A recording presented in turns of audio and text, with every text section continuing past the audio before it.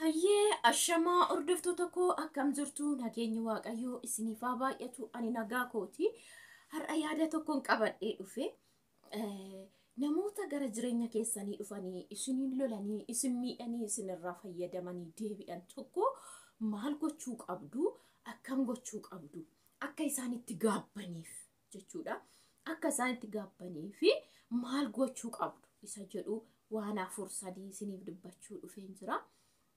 Egaa namoonni biyya lafaa biyya fooniin jiranii biyya lafaarraa karaa baay'eedhaan isinitti jireenya keessan keessa galuu deemu. Tokko zimmi jedhee lafaa ka'ee jireenya keessan kan hin jaalanne illee hin jira. Akkasumatti lola keessan kan barbaadu tokko immoo isinitti fayyadamee wanta xiqqoo wayiiti isin waraanee deebi'a. Inni kaan immoo isinitti fayyadamee siraataan gootanii fi iddoo dhaakaatanii sarraanfatee akka hin taanetti lafee keessan cabsee deebi'a jechuudha. Isaan kana akka isaan itti gaabbaniif waan godhan san akka itti gaabbaniif maal gochuu qabdu isin? Keessattuu immoo ijoolleen shamarranii ijoolleen biyya ambaa jirtan biyya hormaa kamuu jirtanii eenyuun kun qabxiin kun isin barbaachisa jedheen yaada.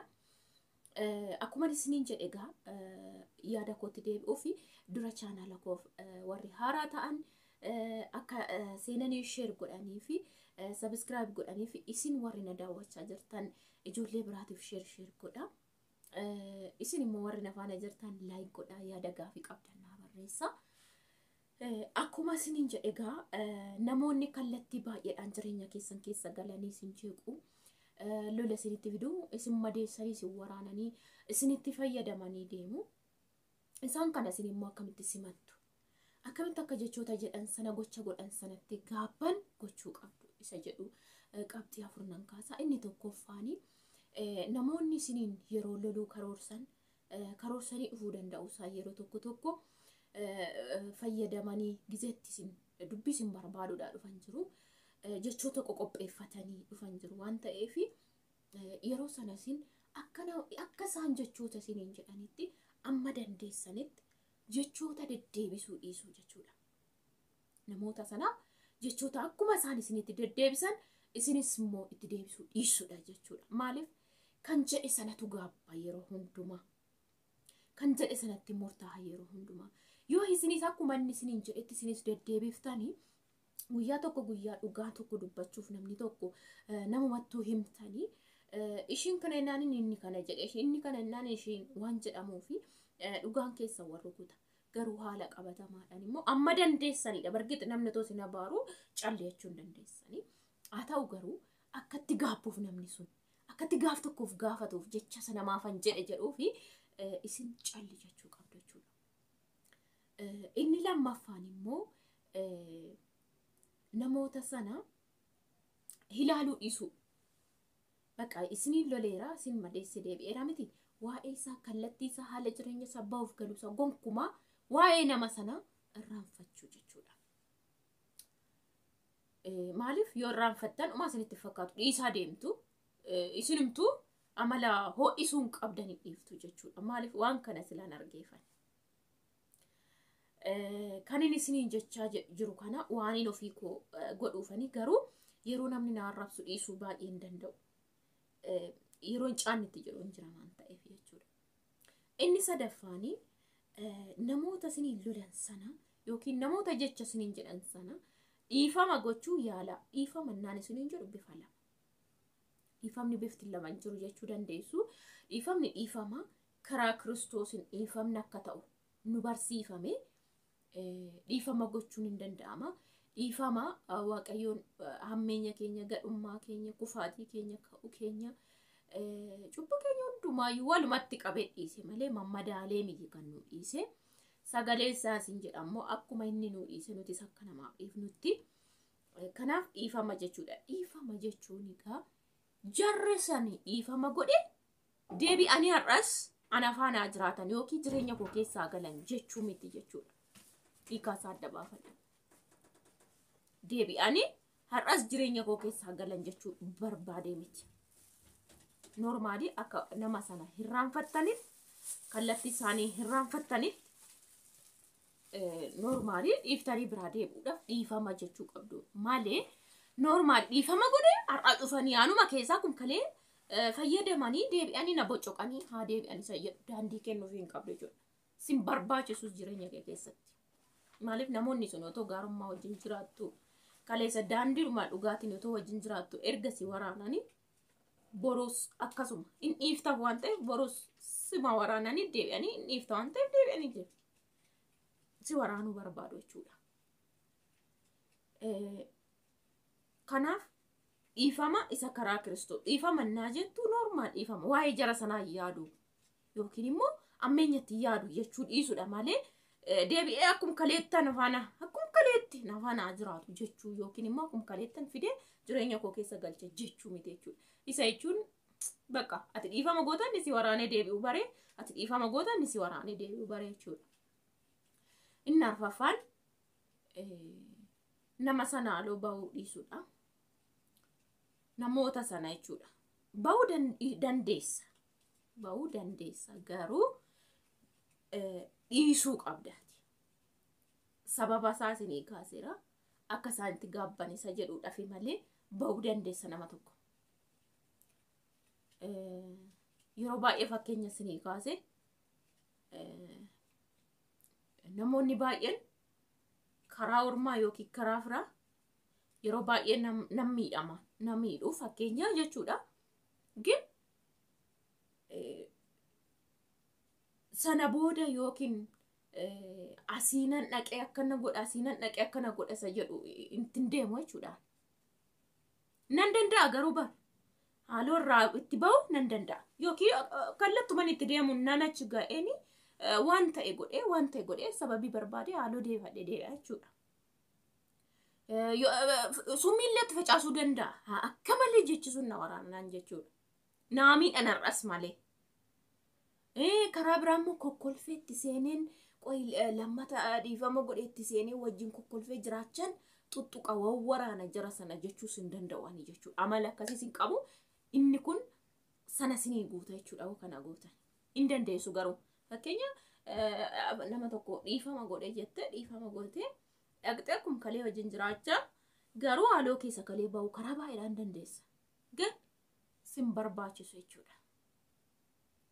Isa dhiisuu qabdu jechuudha. Ulaagaa sana guutuudhaaf. Akka gaafii isaaniitti ta'u gochuudhaaf ittuma dhiisuu jechuudha.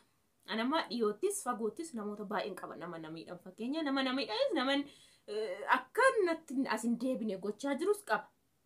Karaa baay'eenis immoo haaloo bahuu danda'a. Lammatas nama miidhani malee. Garuu guyyaa tokko bira ga'een beeku.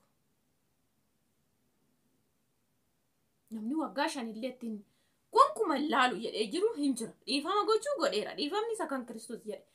Dhiifama jechuun ammeenya irratti yaaduu dhiisee waa'ee nama sanaa hin ilaalu, hin yaadu, hin xiinxalu jechuudha. Ammeenya isaas gammachuu isaas nan barbaachisu dhaga'uus ilaaluus jechuudha.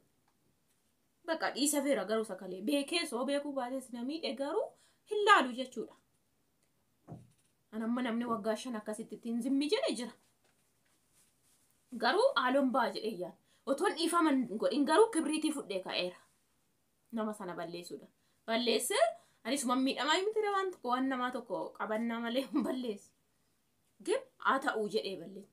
Garuu dhiifama godhin waan naan jedhameefi fuuldura waaqayyo dhaabadhee waan dhiifama jedheefi dhiifama godheera. Waa'ee nama sanaa ani herreegu gadi hin buusu, ol hin baasu, hin beeku, hin dhaga'u jechuudha. Nama dhugaa waaqayyo waggaa 5. Isuma dhiyoottis immoo hin jira. Baay'een jechuudha.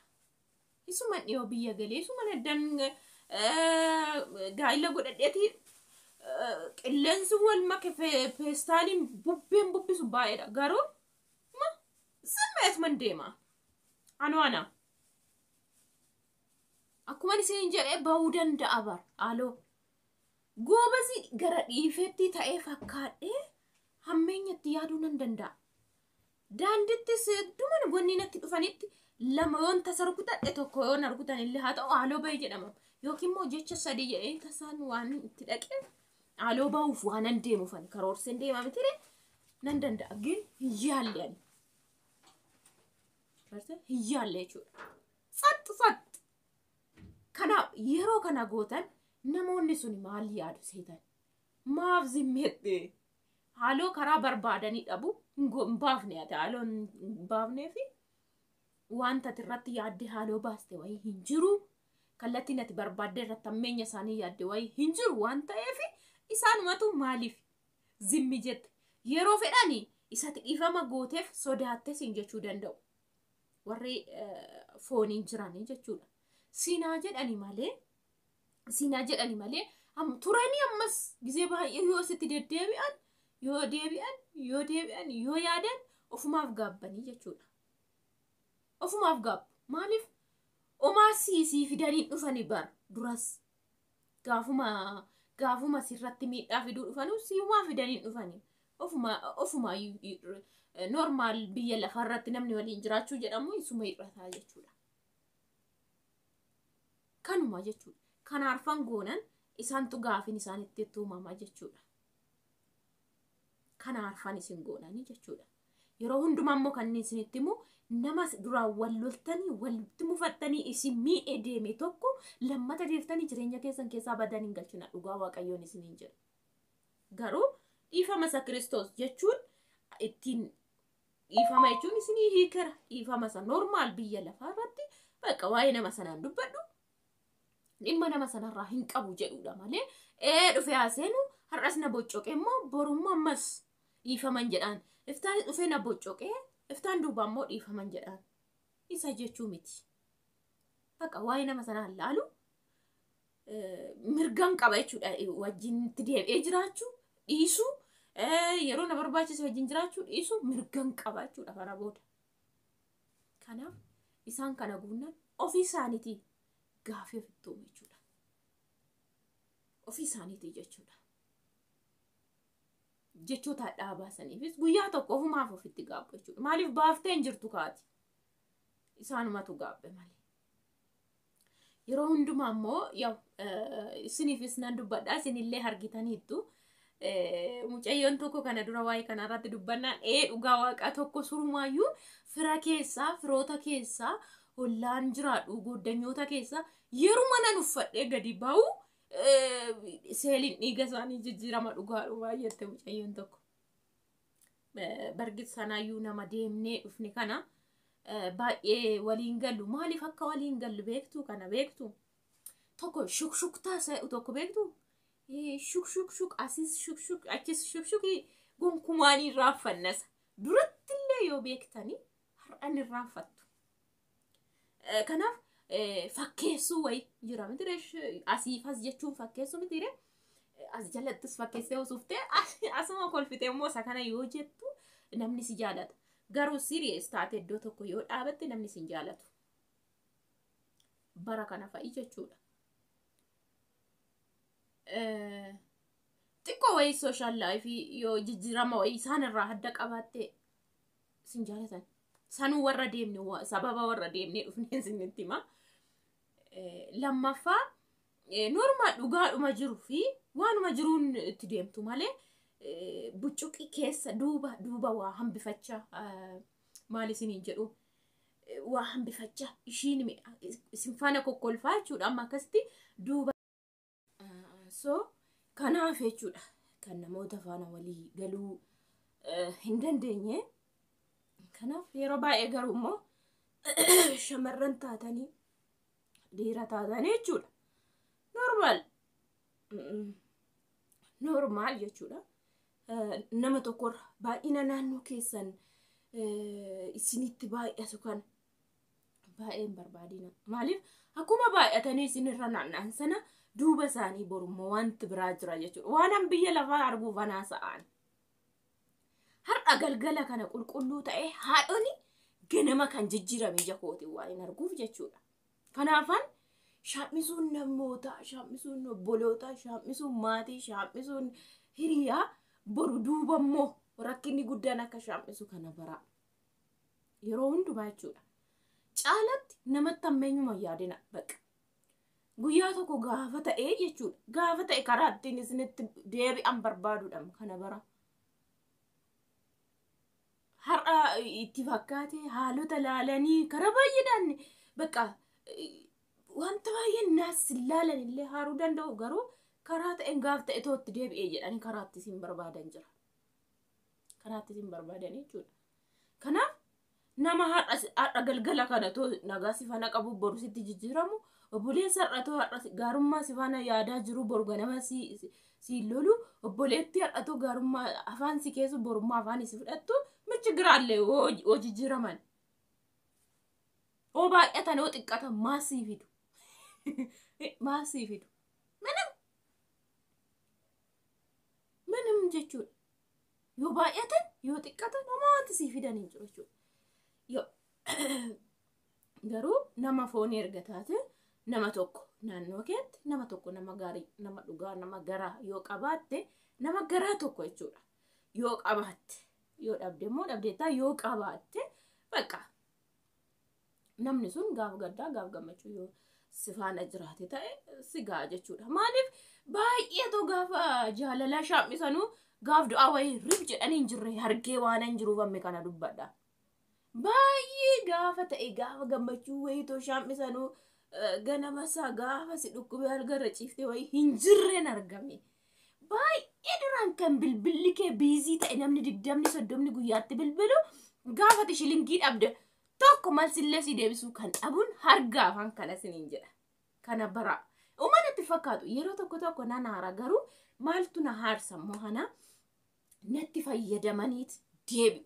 Isatu na haarsa yeroo baay'een malee gola nama dhaqee sin beeku namatti fayyadamee sin beeku bargit tokko jedhee namni fira haadhoo keessaa horma keessaa gaarii keessaa gadhee keessaa ilanni kun itti fayyadameen garuu irraa deebi'e namni na jedhu dhugaa waaqaan jiru garuu hundumtuu natti fayyadama kin narraa deebi'a waan ta'eef maayinni isa jedhu wayitu gaafii natti uumamu yeroo baay'ee jechuudha. Sirriitti narraa fayyadama. Kadhataan illee fayyadamee gaafa alli jijjiirame kan jijjiirame argeera. Dhugaa Kiristoos isiniin jedha jechuudha. Dhiyootti illee jechuudha. Dhiyootti amma waan afaan hin qammastu hin qabne daa'ima 3 of jalaa qabduutti daandirraa fideeti mana shillee dhaqee ilaalee honam waan qabnu burcuqoo bishaan tunan bicha charchiidhaa fuudhee galeeti yeroo jette jijjiiramte yeroo jette dhugaa waaqa akkaataa ishee jijjiiramtan isinitti kana isinitti ni. Okay?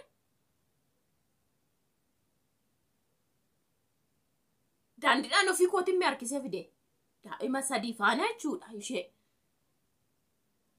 Naan kun turree anatu kutee fi anatu barbaacha mana ishee gaaf tokko fa'aan ofii kooti qomme mana ishee dhugumatti waan qammastu hin qabdi moo hin qabdu sa jedhuun ofii kooti mana ishee barbaacha dhaqe jechuudha. Mana ishee barbaacha yeroo dhaqu dhuguma firaashii tokko mandajaa tokkoo fi shini bunaa bifa caccaba walitti funaannatte wayitu achi jira mana kireeffatte maddi akkanaa wayii bakka kan nama rartee moo hani fuudhee sagantaa irratti alkan edaa ijoolleen boo'anii dhumaniitu hoolanii waan ta'e taphachiifte sossobdee jedhee seexan irraayyee irraa ba'ee ergaas baatee homaan qabu jette hirri jette ishiin boonyaanaan ani immoo akka nama tokkotti qabee bilbila irraa fuudhee umtuu namni kootu jedhee shilingii kenneef hin jiru dhugaa waaqa charchii keessa nama 500-700 holitu ta'a guyyaa gaafa sana Kiristoos isa ni beeku kana jechuudha. Namni tokko yeroo shin akka sanatti madaraka irraa boochu ijoollee 3 qaba dhugaa waaqa waan akkanatti hixinnoodha shii dhumaati afaan keessu dhabdee otoo ijoolleen boonoo tooree ibduu too taphachiiftu akkaataa itti rafan gootu bultee ganama charchii dhuftee charchii sanarratti irraa dubbate jechuudha. Ofii kooti dhaqee barbaadee qabee lakkoofsa kee kennee gottotee fuudhee fidee dabarsee fi jedhee yeroo haalli jijjiiramuuf dhugaa waaqa kana eessitti immoo akkaataa isheetti jijjiiramte jechuudha. Darbee fi bishaan iddoo kanaa dhuftee waraabbattee iddoo kana oltee ijoollee 3 qursii laadhee taa'anii misaa nyaatanii isa iraataa hidhee gashee dhugaa waaqayyo namni nan argine ana Kiristoos fi ana malee umtuun argine kana gochuu hin himne san. Guyyaa tokko waan ta'e rakkadhe waan ta'etti charchiinoo gargaaran jedhee qabadhee dhaqee warra kana malaan nyaatu beenaanu jedhan ani immoo mana ishii dhaqee waanan ol seenee hargee fi bakka isin dhiisaa jedheen ofii koo gargaarutti jedhe jechuudha. Ibbala innuu dabarseeti bakka koo birrii kennuufii jammaree ture. Ani toon innaa sanatti shilinkii Afrikaan qaban ishiidha hiixanne harkatti jechuudha. Kanuma kadhataan natti jijjiira isiniin jedhee darbeefiti jechuudha. Inni kaanillee haalina jijjiiramee fi isiitti jijjiirama. Kanaaf jijjiirama namni maaltu sinaarsa. Qilleensa nama foonii dhufee jijjiiramu nama sinirraa fayyadamee dhufee jijjiiramuuf addoon kennina. Ulaagaan kana arfan guutati mana keessan ta'a. Dhugaa Waaqayyoon isiniin jedha. In argitu dhumasaa. Jalqabaa miti. Jalqabni waan baay'ee baata. Imkeem naman jaalatu isiniin jechuu danda'u. Imkeem amalan qabdu isiniin jechuu danda'u. Imkeem jechootan to'attu isiniin jechuu danda'u. Imkeem bakka arraba dheeratti isiniin jechuu danda'u. Waan baay'ee isiniin jedhu. Yeroodhaaf isuma tokko argatu jedha fa'i. Garuu isin achuma dhaabadha maal isin gata? Achuma idduma sana dhaabadha. Idduma sana jechuudha. Innaa sagalee isinitti guddise. Chaanaala koof immoo haraa warraata akkuma isin subscribe godha. Like share gochuu hin dagatina. Yaada gaaffii yoo qabaattan immoo naa barreessa. Soba yoo ta'es immoo dhugaadha soo ta'e immoo ana jechi mucaa sana nagarrame dhugaa Waaqayyoon isiniin jedha. Komentii yoo naa barreessite dheeraa naa barreessite. Na ani biyya waggaa tokko taa'ee maraadhe. Hiriyaan illee hiriyaan nafi ugumettu naan uffattee baate sirra waan ta'e bakka injisitti jijjiiramu. Namni bakka sam jedhanii lafumaa kaa'ee waan jetteef baay'ee tokkoon kolfee ji'a shanan kana wayii viidiyoo tokko jedheen naa barreessitee turte. Na akkasii kana